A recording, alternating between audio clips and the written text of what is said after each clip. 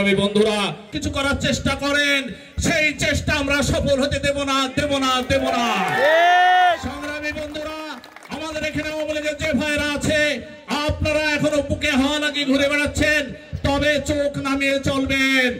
আপনারা যদি বাড়াবাড়ি করেন, আপনারা যদি বাড়াবাড়ি আবারও করার চেষ্টা করেন, আবারও সংঘবদ্ধ হওয়ার চেষ্টা করেন, এই বাংলাদেশের জনগণ আপনাদেরকে আর সেই সুযোগ দেবে না।